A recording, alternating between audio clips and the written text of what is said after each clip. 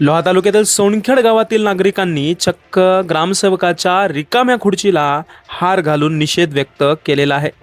या संदर्भातील अधिकची माहिती अशी की 2025 मध्ये अतिवृष्टीमुळे झालेल्या शेतकऱ्यांचे नुकसान भरपाई आजपर्यंत मिळाली नसल्याची तक्रार संबंधित गावकऱ्यांनी केलेली आहे आणि याला जबाबदार गावातील ग्रामसेवक, कृषी सहाय्यक, तलाठी व कोतवाल असल्याची खंत देखील यावेळी गावकऱ्यांनी व्यक्त केलेली आहे। संबंधित ग्रामसेवकाने, तलाट्याने व कोतवाल कृषी सहाय्यकाने तात्काळ या संबंधितला अहवाल पुढे पाठवावा, अन्यथा तीव्र आंदोलन करू असा इशारा देखील गावकऱ्यांच्या वतीनं देण्यात आलेला आहे। 15 ऑगस्ट मध्ये झालेल्या ग्रामसभेमधील देखील हा मुद्दा मांडण्यात आला होता। मात्र आता चक्क गावकऱ्यांनी ग्रामसेवकाच्या रिकाम्या खुर्चीलाच हार घालून निषेध व्यक्त केलेला आहे।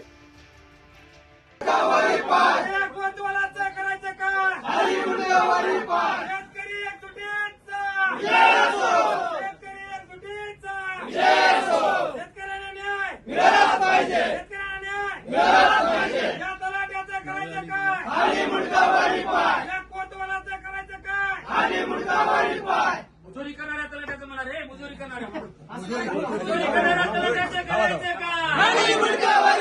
मुजोरखोर तलाट्याचं करायचं का? शेतकरी एकजुटीचा, शेतकऱ्याला शासकीय मदतीपासून वंचित ठेवणाऱ्या तलाट्याचा आज सोनखेडमध्ये 2025 ला ज्या महाराष्ट्रामध्ये जी अतिवृष्टी झाली त्यामध्ये सोनखेडला सुद्धा अतोनात पावसाच्या पाण्यानं नुकसान झालं। त्या नुकसानाचे पंचनामे करण्यात आले। सोनखेडच्या प्रत्येक शेतकऱ्याकडे पंचनामे केलेल्या फोटो आहेत, नुकसान झालेल्या फोटो आहेत, विहिरीचं नुकसान आहे। पण ह्या अधिकाऱ्यांच्या हलगर्जीपणामुळे एक कृषी साहेब, तलाठी साहेब आणि त्यानंतर ग्रामसेवक साहेब या सर्वांच्या हलगर्जीपणामुळे सोनखेडच्या शेतकऱ्यांना मदत येऊ शकली नाही। त्यामुळे आज आम्ही तलाठी कार्यालयामध्ये हा जो काही त्यांना 10 दिवस झालं त्यांची वाट पाहतोय। आम्ही 15 ऑगस्टला ग्रामसभा झाली, त्या ग्रामसभेमध्ये असं ठरलं की विशेष ग्रामसभा घेण्यात येईल आणि शेतकऱ्यांचा प्रश्न हा मार्गी लावण्यात येईल।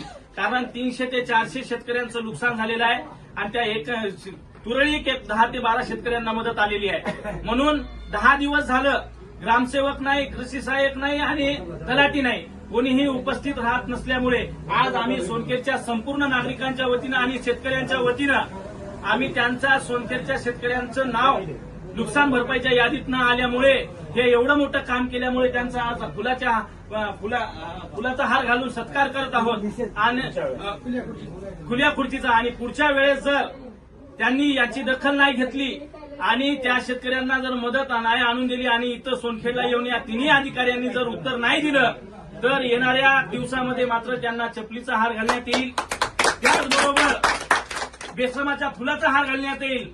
आणि एवढंही करून जर काही होणार नसेल तर संपूर्ण सोनखेडवासी आणि शेतकरी इथलचे तहसील कार्यालयापर्यंत जातील आणि पुढचा निर्णय हा आमचा आंदोलनाचा, उपोषणाचा असेल आणि याला सर्वस्वी जिम्मेदार हे 3 अधिकारी असतील। पूर्ण या ग्रामपंचायत अधिकाऱ्यांमुळे, इथलच्या फक्त आणि फक्त ग्रामपंचायत अधिकाऱ्यांमुळे शेतकऱ्यांना मदत मिळू शकली नाही।